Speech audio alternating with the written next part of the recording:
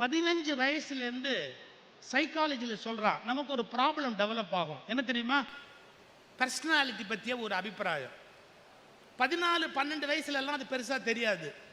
ஆனால் ஒரு 15-16 வருது பார்த்தீங்களா, அப்போ உங்களுடைய ஃபஸ்ட்டு கொஸ்டின் என்ன தெரியுமா? ஆம் ஐ லுக்கிங் குட்? நான் அழகாக தெரிகிறேனா? என் வார்த்தையை கவனிங்க. அழகாக இருக்கிறேனா இல்லை, நம்ம ஆளுக்கு நான் அழகா தெரியணும். புரியுதா? அழகா இருக்கிறேன் இல்லைங்கிறது முக்கியம் இல்லை, அழகா தெரியணும். பாருங்க, டிவியில் ஒரு விளம்பரம் வருது, உங்களுக்கு தான் போடுறாமா? உங்களுக்கு ஒரு செய்தி தெரியுமா? டிவியில் காஸ்மெட்டிக்ஸ் விளம்பரம் எதுக்கு வருது தெரியுமா? சீரியலில் வரும், சினிமாவில் வரும், நியூஸில் காஸ்மெட்டிக் விளம்பரமே வராது. ஏன் சொல்லுங்க? டிவி நியூஸில் காஸ்மெட்டிக்ஸ் விளம்பரமே வராது. ஆனால் சீரியலில், ட்ராமாவில், சினிமாவில் காஸ்மெட்டிக்ஸ் விளம்பரம் வரும். ஏன்? பெண்கள் நியூஸே கேட்கறது இல்லை அப்படிங்கிறது இந்தியாவில் இருக்கிற ஒரு கண்டுபிடிப்பு. நல்லதா அது? இது அநியாயம் இல்லை? இது அநியாயம் இல்லை? இந்த நாடு எப்படி போகுதுன்னு நீங்கள் நியூஸ் கேட்காட்டி அப்புறம் என்னமா ஆகும்? News paper, Indian news, TV news, radio news, நீங்கள் இதுக்கு இம்பார்ட்டன்ஸ் கொடுக்கறதுக்கு பழகணும். என் ஒய்ஃப் திடீர்னு கேட்பாங்க, ஏங்க இப்போ தானே ஓட்டு போட்டோம், மறுபடியும் எதுக்கு இன்னொரு தடவை ஓட்டு போடணும்? ஐயோ, அது சட்டசபைக்கு, இது பார்லிமெண்ட்டுக்கு, என்ன எழவோ எனக்கு ஒன்றும் தெரியாது, அவங்க போட்டு போடுவாங்க. கொஞ்சம் யோசிச்சு பாருங்க, சட்டசபைக்கும் பார்லிமெண்ட்டுக்கும் வித்தியாசமே தெரியாம இவ ஓட்டு போட்டா அந்த நாடு எப்படி இருக்கும்? யோசிச்சு பாருங்க. நீங்க ஜெனரல் நாலேஜை வளர்த்துக்கணும்.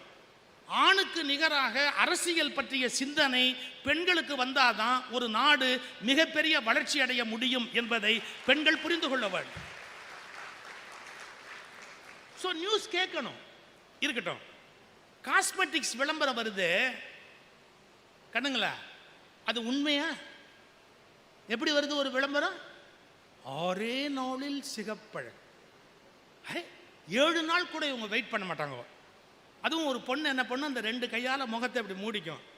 மண்டே, டியூஸ்டே, வென்ஸ்டே டேங் அப்படின்னு இப்படி திறப்பாங்க. அப்படியே ரோஜாப்பூ மாதிரி சிவப்பாக மாறுவாங்க. ஏமா, இஸ் இட் ப்ராக்டிக்கலி பாசிபிள்? 7 நாளில் யாராவது சிவப்பாக ஆக முடியுமா?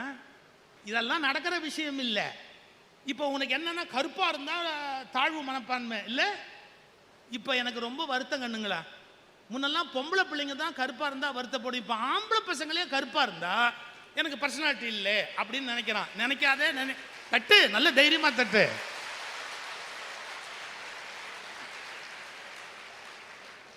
தப்பு ராஜா, தப்பு. நான் இப்போ ஒரே வார்த்தை சொல்லட்டுமா? கருப்பாக இருந்தாலும் ஜெயிக்கலாம், சிவப்பாக இருந்தாலும் ஜெயிக்கலாம். சிவப்பா இருந்து, நல்ல கவனி, சிவப்பா இருந்து கமலஹாசன் ஜெயிச்சாரு, கருப்பா இருந்து ரஜினிகாந்த் ஜெயிச்சாரு. என்ன தப்பு? உனக்கு இன்னும் நுட்பமா சொல்லட்டுமா? வெள்ளையா இருந்தா தான் ஜெயிக்க முடியும்னு இல்லை. சிவப்பா இருந்து ஜவஹர்லால் நேரு ஜெயிச்சாரு, கருப்பாவே இருந்து எங்க காமராஜர் ஜெயிச்சாரு. போதுமா? நம்ம கருப்பா இருக்கிறோமா சிவப்பா இருக்கிறோமா அது ஒரு விஷயமே இல்லை கண்ணு. நம்ம எப்படி இருந்தா என்ன? இப்ப பாரு, கவுண்டமணி, செந்தில் ஒரு பேர் நடிக்க வந்தாங்க. செந்திலோட தோற்றம் அழகானதுன்னு சொல்ல முடியுமா? நான் அவரை குறை சொல்றேன்னு அர்த்தம் இல்லை. I have highest regard for him, that is different. பர்சனாலிட்டியை குறையே சொல்லக்கூடாது, இது என்னுடைய policy. He is very short, height இல்லை செந்திலுக்கு, தலைமுடி இல்லை, குரல் ஒரு மாதிரி குரல் செந்திலுக்கு.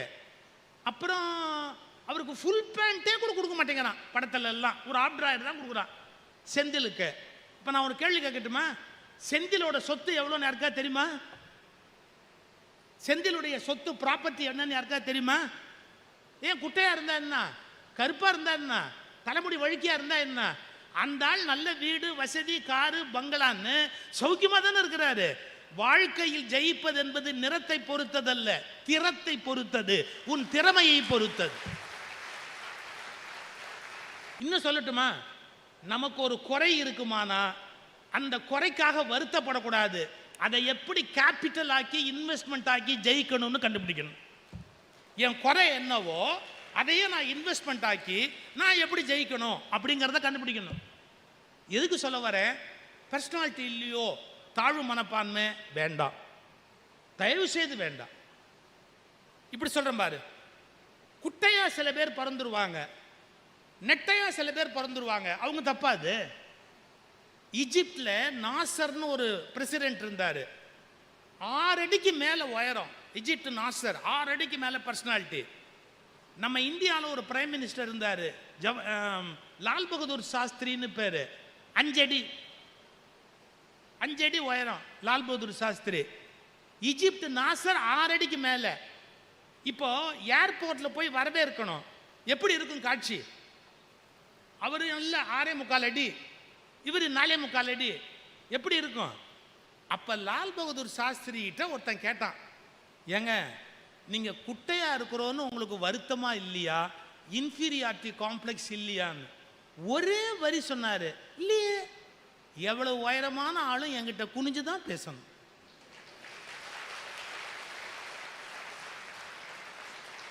There ends the matter. அவன் எவ்வளவு உயரமா இருந்தா எனக்கு என்ன, என்கிட்ட குனிஞ்சுதான் பேசணும், என்ன பண்ண முடியும்? ஸோ நான் என் பர்சனாலிட்டி, நான் சிவப்பாக இருந்திருக்கலாம், குட்டையாக இருந்திருக்கலாம், ஒல்லியாக இருந்திருக்கலாம், அழகாக இருந்திருக்கலாம், எதுவுமே வேணாம்.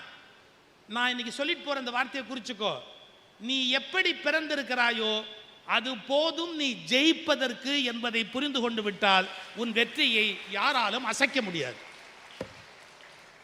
ஸோ பர்சனாலிட்டி பற்றிய காம்ப்ளெக்ஸ் இருந்தால் தூக்கி எறிங்க, லாங்குவேஜ் பேரியர் இருந்தால் தூக்கி எறிங்க. சில சமயத்தில் உங்களுக்கு என்ன சிக்கல் வரும் தெரியுமா? நம்ம பேரண்ட்ஸே நம்மளோட கோஆப்ரேட் பண்ண மாட்டாங்க. குடிகார அப்பனா இருப்பான், சீரியல் பைத்தியமாக இருக்கும் அம்மா, இல்லை ஏதோ ஒரு வகையில் அவங்க எப்போ பார்த்தாலும் சண்டை போடுறவங்களா இருப்பாங்க. நான் பேரண்ட்ஸுக்கு கிளாஸ் எடுப்பேன், அப்போ சொல்லுவேன், உங்கள் பிள்ளைங்க முன்னாடி சண்டை போடாதீங்க. எப்படி உங்களுடைய காமம் தனிமையானதோ அப்படி உங்கள் கோபமும் தனிமையானது. நான் பேரண்ட்ஸுக்கு கிளாஸ் எடுக்கும் போது சொல்லுவேன், பிள்ளைங்க முன்னாடி சண்டை போடக்கூடாது அப்படின்லாம் அவங்களுக்கு சொல்லி கொடுப்பேன். ஆனால் உங்களுக்கு அந்த வாய்ப்பு இல்லை. உங்கள் அப்பா சண்டை போடுறவங்களா இருக்கலாம், அம்மா சண்டை போடுறவங்களா இருக்கலாம், அவங்க கோஆப்ரேட் பண்ணாதவங்களா இருப்பான். ஆனால் ஒன்று சொல்லட்டுமா, இதெல்லாம் பப்ளிக் எக்ஸாமில் நீ எழுத முடியாது. எங்கள் அம்மா ஒத்துழைக்காததால் நான் ஃபெயில் ஆவேன், எழுத முடியாது. லைஃப்பில் நீ ஏன் தோற்று போகிறேன்னு கேட்டால், எங்கள் அப்பா குடிகாரராக இருப்பதால் என்னால் ஜெயிக்க முடியவில்லை சொல்ல முடியாது. பின்ன என்ன அர்த்தம் தெரியுமா? இந்த உலகத்தில் யார் என் வெற்றிக்கு எதிராக இருந்தாலும் நான் ஜெயிப்பது என்பது என் கையில் இருக்கிறது என்ற தெளிவு இருந்தால் மட்டும்தான் உன்னால் வெற்றி பெற முடியும். ஏன்னா எல்லாரும் நமக்கு ஒத்துழைக்கணும்னு ஒன்றும் கட்டாயம் கிடையாது. அப்பா ஒரு மாதிரி இருக்கலாம், அம்மா ஒரு மாதிரி இருக்கலாம், நம்ம அண்ணன் ஒரு மாதிரி இருக்கலாம், ஏன் நமக்கு ரோல் மாடலாக இருக்கிற தலைவர்களே சரியில்லாமல் கூட இருக்கலாம். there are bright chances. கொஞ்சம் யோசிச்சு பாருங்க, நம்ம முன்னெல்லாம் ரோல் மாடல்னு சொல்றதுக்கு நிறைய பேர் இருந்தாங்க, இப்போ ரோல் மாடல்ஸ் நமக்கு இல்லை. ஆனாலும் நம்ம பெரிய ஆளாக வரணும். என்கிட்ட ஒருத்தர் கேட்டாரு, சொசைட்டியே ஊழலாக இருக்கும், இதில் ஊழல் இல்லாமல் நான் மட்டும் எப்படி வர்றது? 1 minute. ஒரு வாழைப்பழம் அழுகி போச்சு, சாரி, ஒரு ஆப்பிள் பழம் அழுகி போச்சு. ஆப்பிள் பழம் அழுகி போச்சுன்னா அதை சாப்பிட முடியாது, மறந்துடாத. ஆப்பிள் அழுகி போனால் அதை சாப்பிட முடியாது.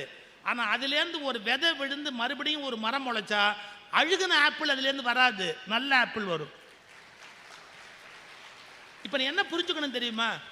இன்னைக்கு இந்த சொசைட்டி கெட்டதாக இருந்தால் கூட, சொசைட்டி மோசமானதாக இருந்தால் கூட, இந்த அழுகல் சொசைட்டிலேருந்து அழுகாத மனுஷனா நீ உருவாகி வர்றதுக்கு உனக்கு வாய்ப்பு இருக்கு அப்படிங்கிறத நீ புரிஞ்சுக்கணும். நான் சரியா இருந்துட்டா இவ்வளவு மோசமான சொசைட்டியில கூட நான் கம்பீரமான ஒரு மனுஷனா மேல வருவேன் அப்படிங்கிறத புரிஞ்சுக்கணும்.